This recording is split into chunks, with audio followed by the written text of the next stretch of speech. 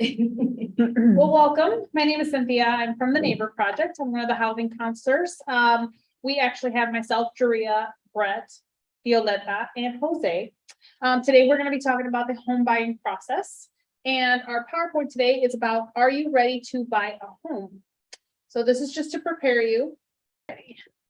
So here are some of the topics that we're going to talk about today. Is owning a home right for you? First off, you definitely want to know if you're ready to buy a home, if you're the candidate for it, and we will briefly go over that. How to buy a home. We'll talk about the entire process of buying a home in general. Your home ownership team. So basically everyone who's involved, which would be anybody from a housing counselor to a realtor, loan officer, and everyone in between. Mortgage payment and other costs. We'll definitely go over a little bit of that and how that works out, how much you can afford, and then qualifying ratios and other terms. So the advantages of home ownership, obviously would be stable housing costs. When you have your own home, you want to be able to maintain your normal monthly payment. You're actually putting your money into a home that is going to be eventually will be owned completely by you. Your tax benefits, you are able to write off. There is a credit at the end of the year for you being able to write off the tax that you're paying on your home and the interest. The equity, so in the future, if you ever want to refinance your home, and your home is worth more, you can try to refinance, get some equity out and use that for other costs to pay down, or if you want to do repairs on your home. Control over your environment. So a good thing if you are a renter, you can't control the outside, you can't, have a shed, or you might not even have a garage. So if you have your own home, you could obviously look in the neighborhood that you want, see if you're able to have a fence, have a dog, things like that. And stability. Obviously, a lot of people that are renting right now because of the, come on in. Yeah, come on in. Hi there. We have a newbie. Yeah. Welcome. Sorry, it can get no, very noisy out there, so I kind of have to make a decision. Thank you. between No, that's Opening the perfect. door and closing the door, so. That is perfect. And in the long run, if you ever want to retire and just stay in your home, you have somewhere to stay, and you don't have to worry about that. So disadvantages of home ownership are monthly costs. Anything can happen. Your boiler can go out, something different. And as being a homeowner, there's always surprises. So we'll talk a little bit about how you can be prepared for that. No guarantees. You have a home, let's see, you buy a home in foreclosure. There's no guarantee that there's going to be a lot of repairs that are needed. Or you don't know how the economy is going to be in a couple of years. So obviously there's those disadvantages. Maintenance and repairs, like I said, boilers can go out, AC units can go out, so it's just something that you have to be prepared for. Decreased mobility, if you ever want to just get up and go, obviously if you have a home, you can't just do that, you have to go through the whole process to sell it. And then fewer features included. So just depending on where you want to live, if you want a pool but you can't have one, or if you want a clubhouse, sometimes being a renter is a little bit better, or living in a condo, so it just would depend.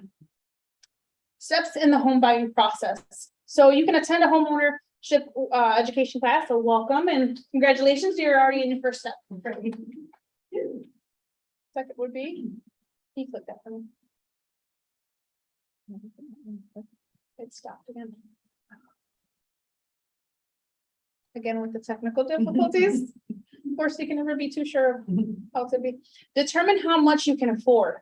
So that's something that if you were to go to a housing counselor, a HUD-approved housing counseling agency such as ours, we would look at your entire financial picture. We would give you something that we call pre-qualification, but it's just for educational purposes to kind of get you that big picture of what you could afford. Meet with your lender for pre-approval. Once you're done, you have your educational course and your counseling done with us. You can meet with a lender for pre-approval to see if you're home buyer ready.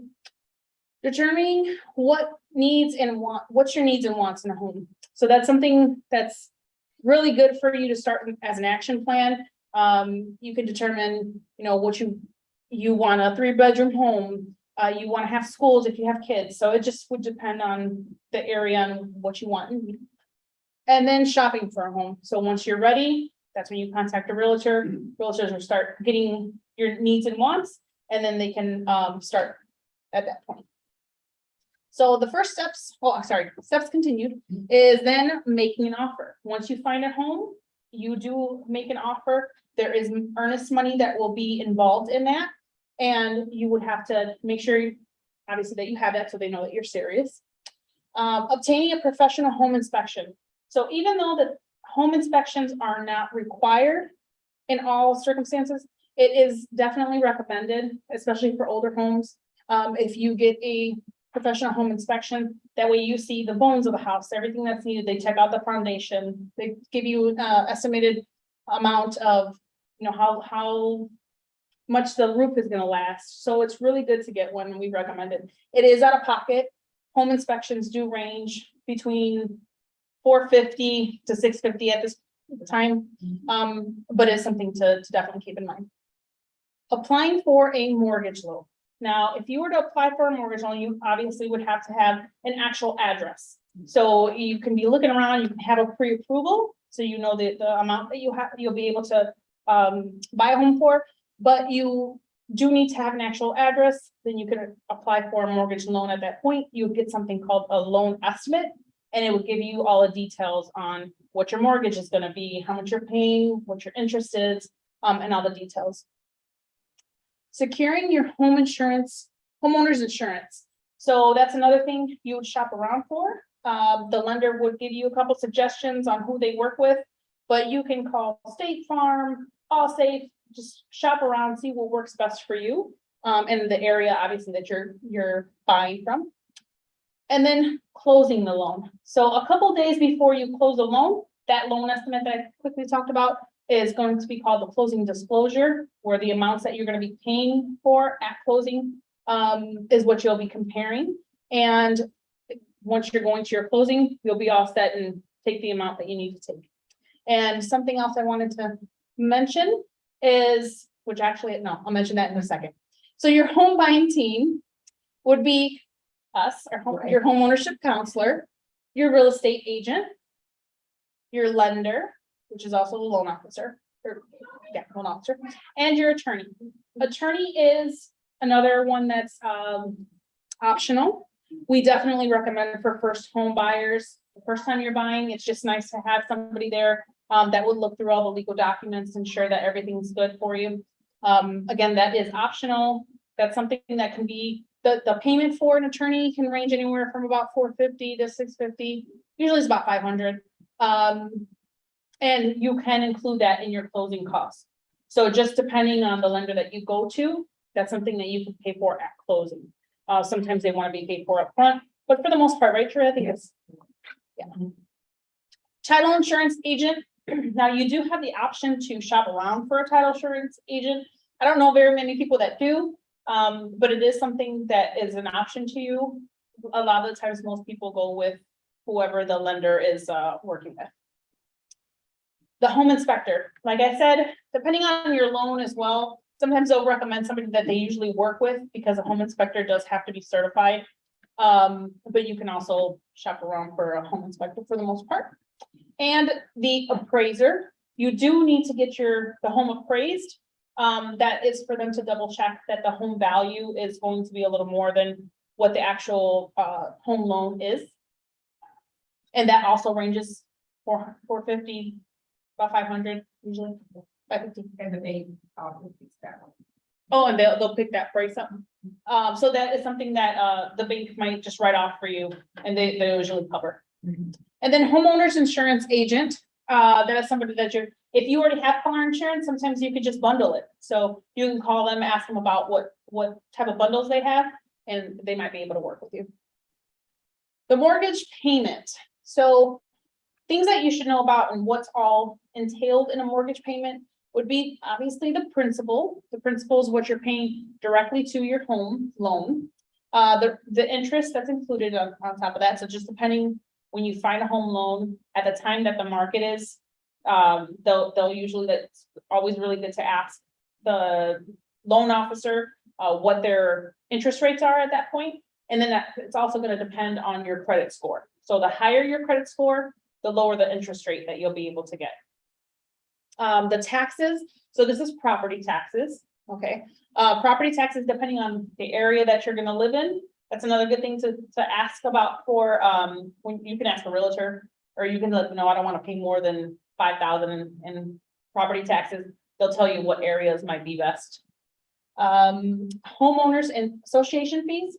So this is good to know if you're looking into newer subdivisions. So a good example, I live in a subdivision in Montgomery. When we were looking around, I loved the house, loved everything about it, and they're like, oh, you're gonna have to pay association fees, which is HOA fees. And this is for them to keep the neighborhood nice. They mow the lawn in some areas, they have rules you have to follow. Unfortunately, we can't have a shed and we can't have a pool. So those are things that you should definitely look into before you fall in love with the house. Okay, so we fell in love with the house before we knew about the association fees, and it was too late. I was like, just get it, you know, we'll deal with it. So that cost is something that you have to pay for separately. So this is not gonna go into your mortgage. This is gonna be a separate payment that you pay either semi-yearly or monthly, just depending. Homeowners association fees, another thing that's good for you to know is that they're like their own little militia, is what we say. Yeah. If for some reason you're like, you know what, I don't wanna pay, they're giving me a hard time, I really wanna make this fence, and you just decide not to, or you forget a payment, they can come after your home. So they can get you evicted quicker than since we are a judicial state, you have to go through the foreclosure process. They can actually get you evicted and get that foreclosure process going a lot quicker. So just an FYI, if you find a home with HOA fees, SSA fees, that's something to keep in mind as well. And that's assessments, which is SSA fees. So it just will depend. Go ahead. Oh, yeah, sorry, insurance. No, sorry about that. Thank you, good catch. Right. So homeowners insurance is going to be included in your payment. So when you pay what we call the escrow is gonna be your taxes, insurance, and interest, okay? So that escrow there, your actual insurance agent will figure out what you're gonna pay for the entire month, and then they'll give you that amount and include it in your payment. Okay, so that's basically what you do. You can change insurance whenever you feel need be, okay? So if you decide to change, go ahead. Is that the insurance is for the property or for the mortgage? That's a very good question. Yeah, hey, you already know. Okay, so I wasn't gonna get to that. So there are two different types of insurances. There is something called PMI, property mortgage insurance. That is going to go, that payment is covering the actual mortgage company. So let's just say you get an FHA loan. FHA loans already come with property, PMI is what you have to call it. So that's already included that you're paying for the mortgage to insure themselves. If for some reason you lose your home, something happens, they're covered. That is going to be separate, and that's going to be in addition to your actual regular home insurance. That's just to cover your home and if something was to happen to your home. So that's a very good question. And that's also for people that are not paying more than 20%. So let's just say conventional loan. Conventional loan, yeah, if you don't have more than 20% or 20% or more to put down for a down payment, then you're gonna have to pay a PMI, and that's gonna be for a certain amount of time. It could be for 10 years in some cases, could be for 78% of the actual home loan. So it just will depend at that. And the interest go out too. Yes. So, sorry about that. No, it's just- What do you, let me just elaborate. What do you mean by the interest? well, when you don't have like 20% of a down payment for the house. So let's say for example, for 5 or 10%. So you have to pay a high interest and then tax for the mortgage. And then also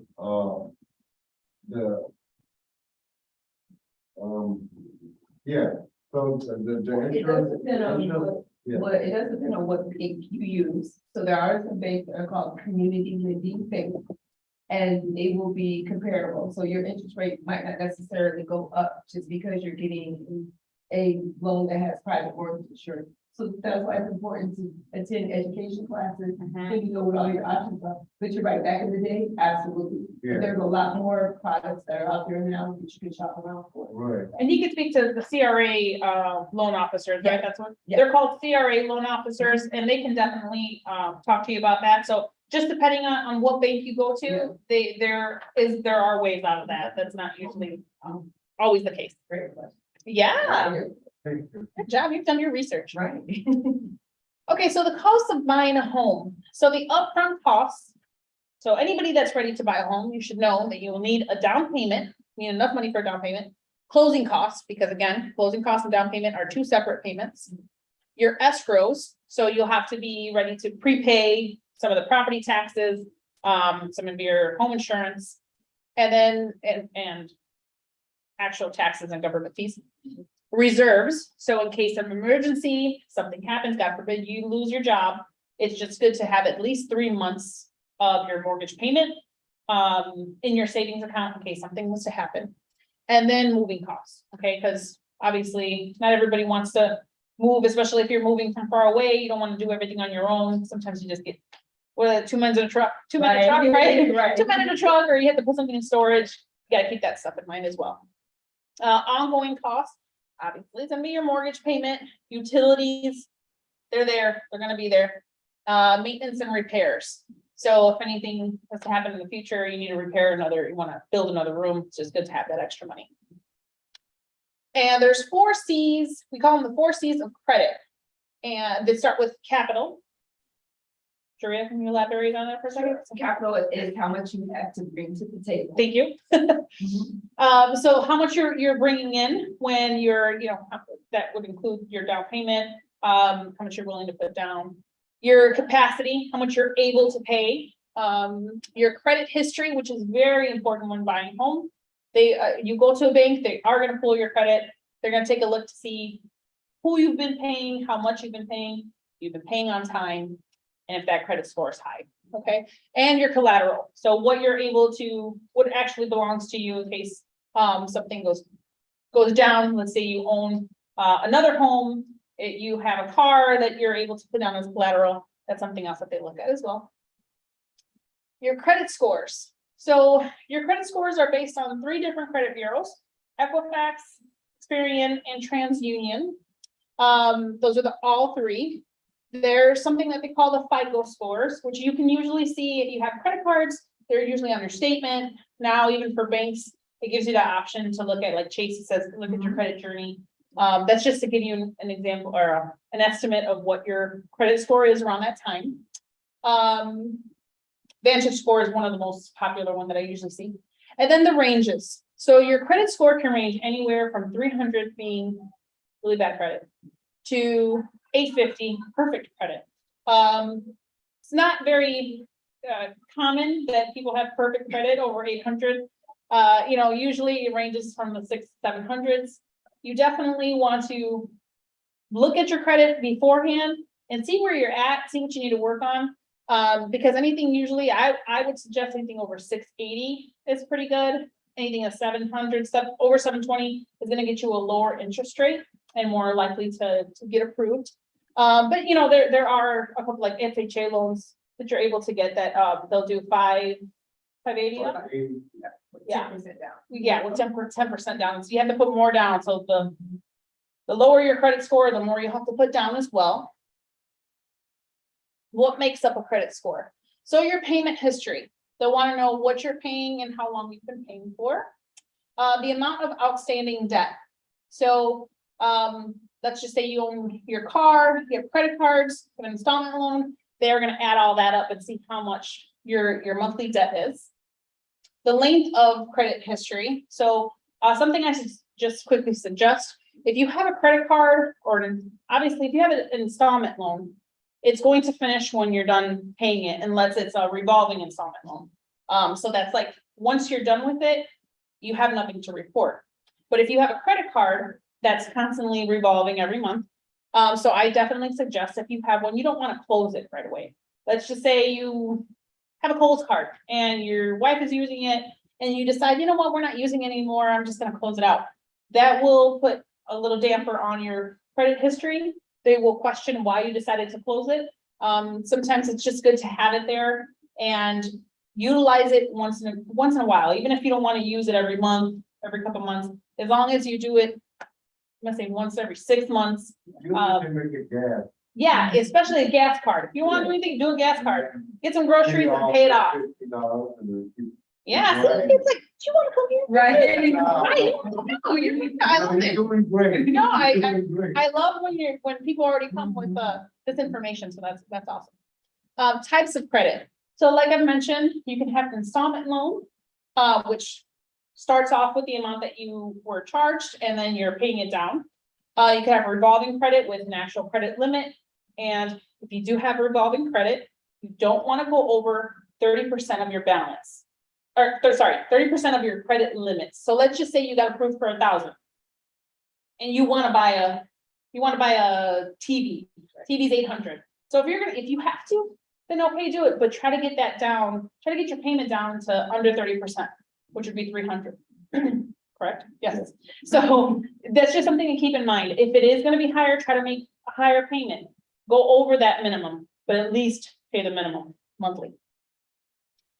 New credit. So that's obviously going to make up some part of your credit score as well, and that's 10%.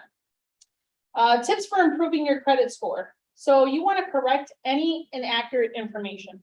It's important to look over. You can go to annualcreditreport.com. You are able to get 1 free credit report a year, and you can go to each bureau to get one of those. Look your information over, make sure your name's correct, make sure you don't have any credit that is on there that's not yours. Paying your bills on time, something that's important. Put it on auto pay. I'm horrible. For somebody that's explaining this, I need to put something on auto pay because I will forget.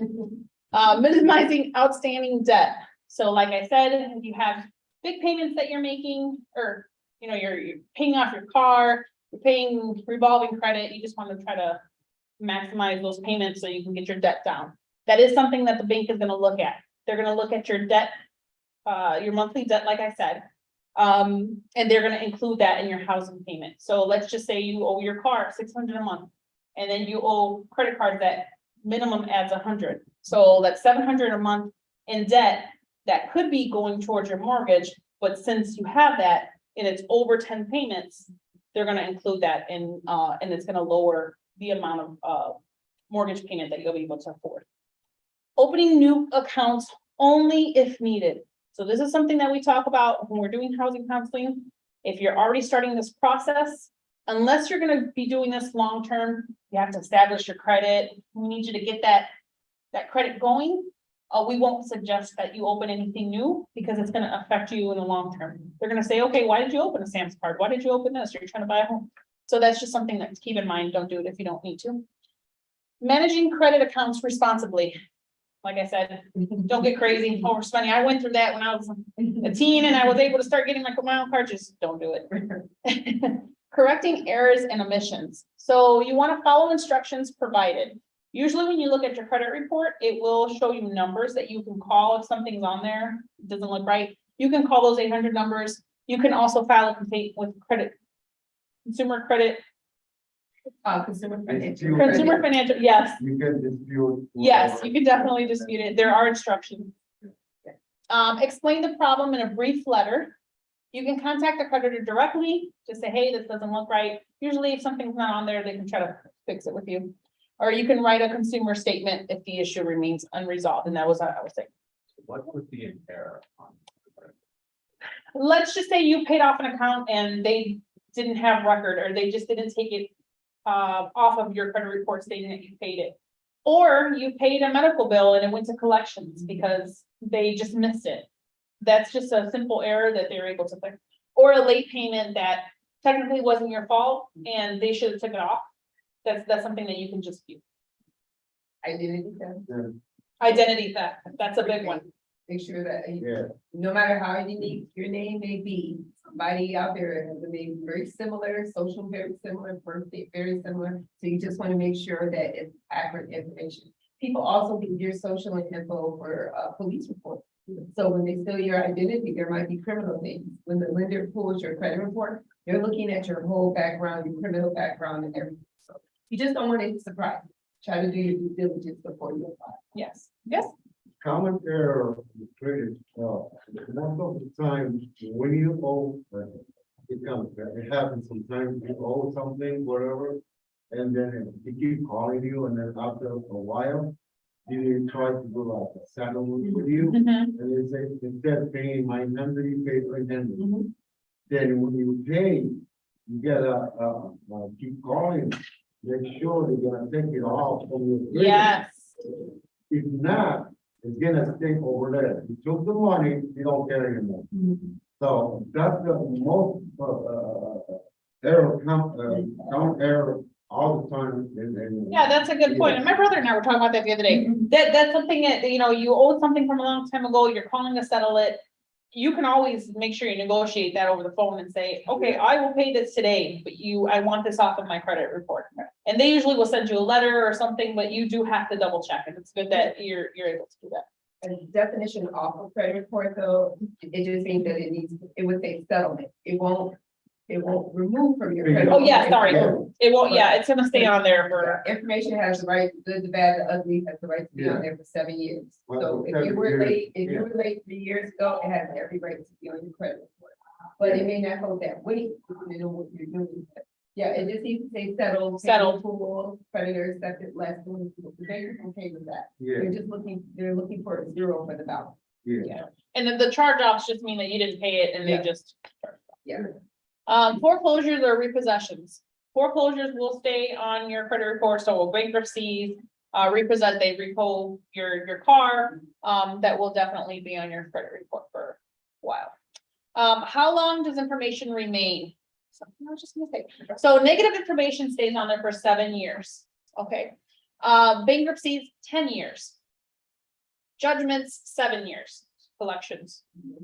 Student loans, also 7 years. And inquiries, 2 years, so that's important to know, and that goes with why we state not to try to open different lines of credit right before. They allow about, they say it's okay to have 2 inquiries a year, 1 to 2. Usually no more than 5.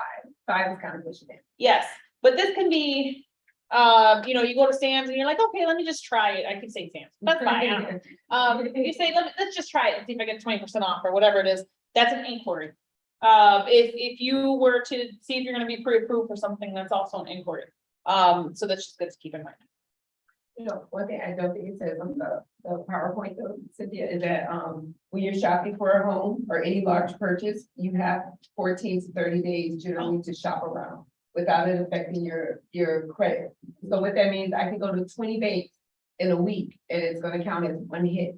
That if I do a bank today and then I wait 3 months to do another bank and then I wait another couple months to do bank, each one of those would be individual. So you as a consumer, you have the right to shop around for large purchases at 14 to 30 day window. You can always ask the bank or the car company or whoever you're using, what's your window, so that way you know how long I can shop around and to as many banks as I want to. Yes, thank you, Julia. Opting out to avoid debt. So there is an opt-out number. I did hear that you have to opt out, you have to opt out yearly, because it changes, there's always new credit out there. So that it's a good number to have. You can call and just opt your number out so they don't send you or call you. Oh, you've been pre-approved. You get that a lot. False advertisement. I know. Ordering a consumer credit report, like I did mention at the bottom, there's that annualcreditreport.com. It doesn't include your score, but it is free once a year, and you'll be able, it's gonna ask you various questions. Make sure you answer them all right. If you remember a car that you bought 20 years ago, because it will ask you questions like that. And then those are the 3 bureaus, like I said, Equifax, Experian, and TransUnion. Oh, quick note. If you ever want to download Experian, yes, you can download the actual app. And just by entering some of the information, it boosts up your credit score. So that's just good to know. I did that, and you can self-report ComEd bill, NICO bill, and that helps you out. How much you can afford? I'm sorry. No, it's fine. I like the question. How accurate, is, Credit Karma? Credit Karma is not very accurate. It's not that it's not accurate. It's not, weird numbers, I mean. Well, Yeah, it's I very, think, and so when we talk about credit, in the world of credit, there's 1,000 credit models. Yeah. So it all depends on what you're trying to do. So FICO, our Credit Karma, or even that Boost commercial that you see, that's a consumer score, which is always gonna be different than a bank, than a cell phone, than a car. They're different models. So it shouldn't be, you shouldn't take your Credit Karma score thinking that you're gonna be approved for a house. You should take your Credit Karma score thinking, oh, okay, I'm in this range. What do I need to do? It's really educational. So, yeah, that's why you go to a bank and be completely surprised. The Karma said that was 850 and the bank is like, you're 670. yeah. So, and it could be that drastic. Yeah, and that's something else to keep in mind too. Credit Karma might not be showing you all three, it might not average out all three bureaus because not everything, yeah. Yeah. So you can have, and the bank is gonna take your middle score, not your median score. They're gonna say, if you have a 680, a 690, and a 720, Right. they're gonna take the 690. They're not gonna take the 720. They won't take the lowest, they will take the middle. No problem. How much you can afford and your ratio. So pre-purchasing ratios would be for a conventional loan, it would be 28% would be your housing ratio. Yep. Yes. And which is what your monthly payment, your mortgage monthly payment compared to what you bring home, or actually, when you go to a bank, it's your gross, monthly gross. And then the 36% would be including your debt. So they don't want you to have a payment that's over 36% of what your home. So let's just say you bring home 2,000 a month. You can't be over 30, like your debt and your home mortgage payment can't be over 36%. So your community lending products, which is something Jarrell mentioned, that's 33% usually, and the 38% debt to income ratio. FHA is always 31 and 43, which most banks, a lot of people that go with them, that's usually because of the higher debt to income ratio. You have cars, you have other debt that's included in there. VA loans or veteran loans, they're not very common, but they are there, and it's 41 just straight across. USDA rural loans, this is if you live in DeKalb by the cornfields and you need a loan out there, you're gonna buy a barn or something. And that's 29 and 41, and then tenancy, which would be rental. If you rent, they don't want your housing ratio to be over 30% and your housing and debt to be over 36. Financial, for your pre-qualification, this is gonna go over how much money the lender will lend you, how much home you can actually afford, what your down payment should be, and then what your monthly mortgage payments will be estimated. And it's not a guarantee. You're gonna come to us, we're giving you this information for educational purposes. We go over your net income, so you know what you're gonna live off of. When you go to the bank, they go over your gross amount. And for a lot of people, your gross amount is way different from your net. So it's just something to keep in mind, because they're gonna say, oh, they told you 200,000, you really got approved for 400,000. You're like, oh, okay. So it's just something to keep in mind. So overall, these are the pros and cons of ownership. You should know of the key steps of professionals involved in the home buying process, and then mortgage payment and other costs, what we went over, and how lenders determine credit worthiness and affordability. So like I said, the brief things that we've mentioned, it's just the little piece on, what we can elaborate on, but this is a good step for anybody moving forward when they're going into the home buying process. Next steps would be signing up for a one-on-one counseling session with us. You've done the preliminary, what I would say, education, of course. There is more involved in it. We go over different counseling, a counseling session to see if you're ready. And if you're not, we'll definitely create an action plan and get you back in and just assess to see how long it's going to take for you to buy a home. And then you can order copies of your credit report. So I would say do that now. If you're curious to go look for a home, just go on the annualcreditreport.com and get it. Otherwise, you're welcome to come to our agency. We do pools, soft pools, which doesn't affect your actual credit score. That they are consumer credit reports and they're for educational purposes only. And they are $25, by the way. Any questions? I know I talk pretty fast. I just talk about that. In general or just the topic? No, in general. What is the right time to buy a house? That will depend on it's case You by case. already got the money, you got everything. What is the right time, in the year, Oh, or right now, for example, this time? Because right now, they are going up. oh yeah, right now is a seller's market. Taxes are up. Yes, yes. So you'll definitely want to keep your eye out for when rates are lower is the right time. Most people put this is an assumption, but I feel like a lot of people put their homes up for sale when it's springtime, summertime, because people are able to come and do the walkthroughs and take a look and see, open houses. Sometimes in the summer, in the winter, they just, unless they really have to move, they wait because a lot of people aren't out looking for homes depending on the weather. So, unfortunately, I can't say when it comes to the interest rates.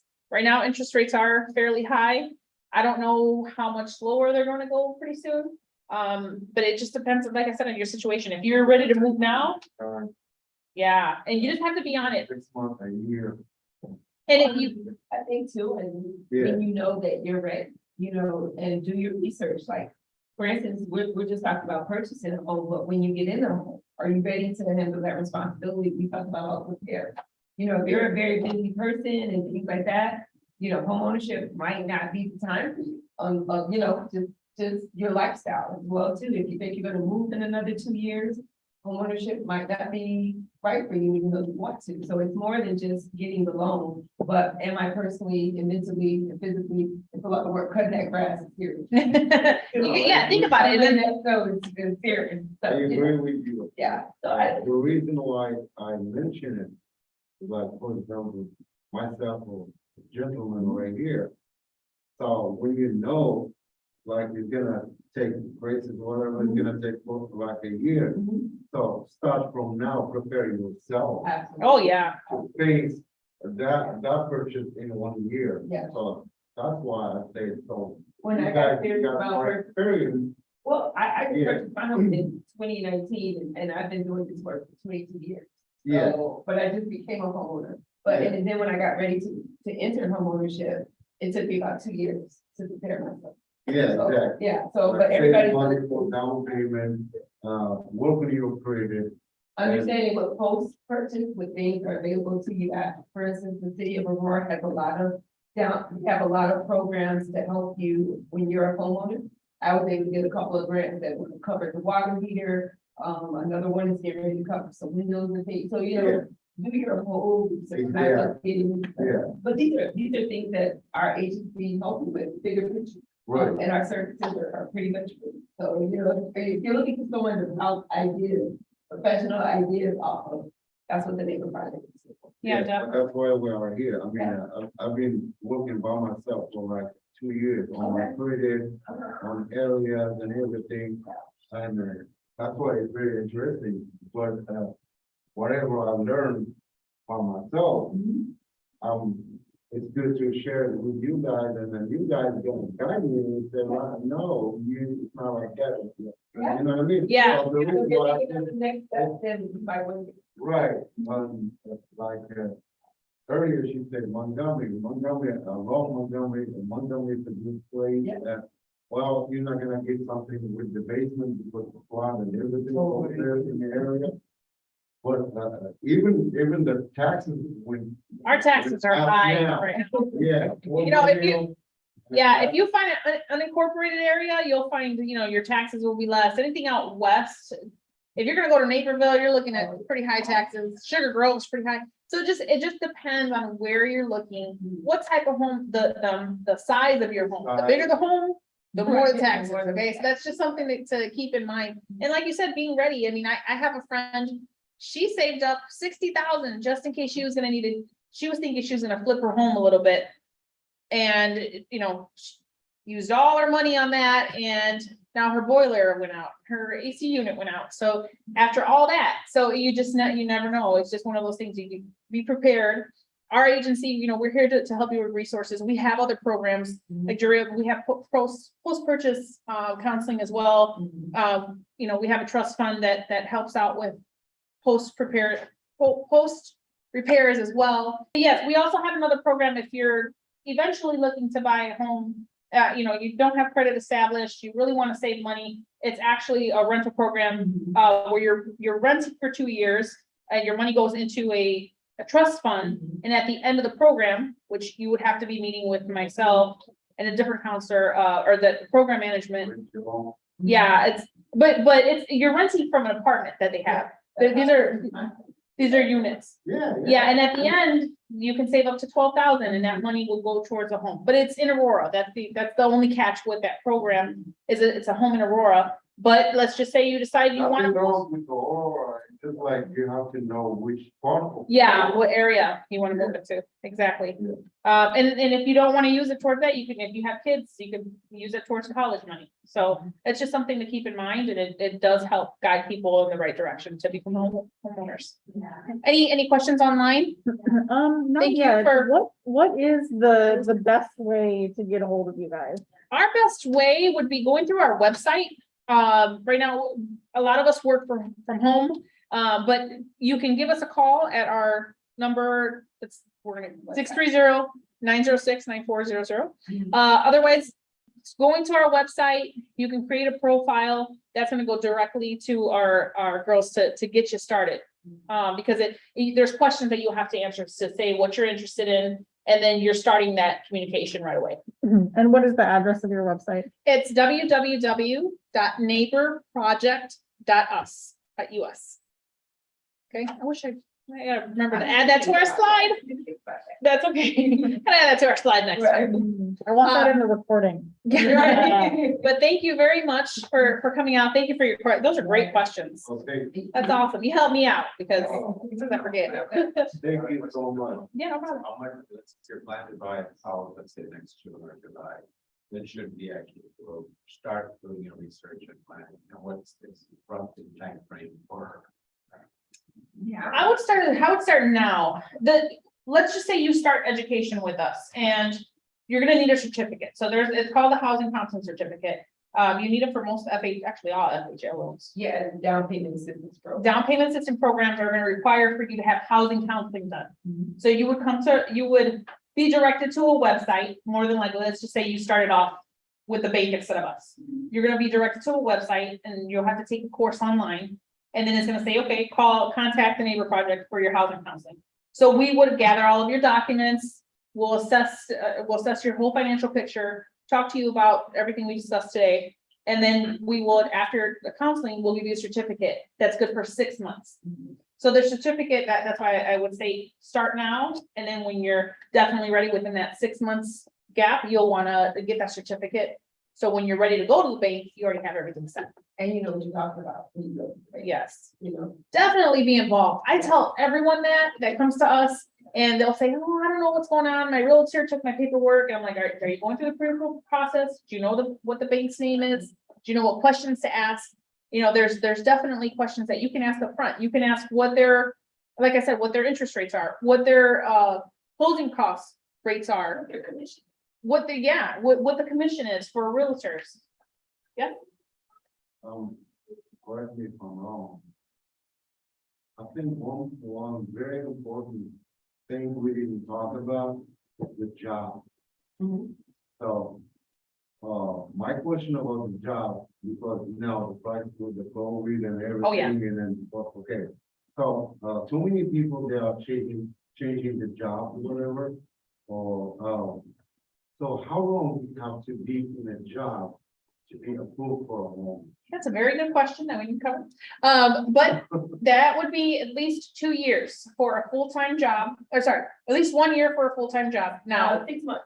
Now they changed it? Well, I know. 6 months for a full-time. okay, 2 years for. 2 years for part-time. The definition of a job, I could work for a staffing agency with a different company, so then my employment would be with the staffing agency. The staffing agency would give me a letter verifying. That How long employment. you been- Yeah, so with the bank, what would trigger a bank or call them that question, Yeah. if there's gap, yeah, you haven't worked in 3 months, or you have worked in 6 months, and then, you know, things like that, but in today's world, working virtually, working mixed match income is okay, it just has to make sense.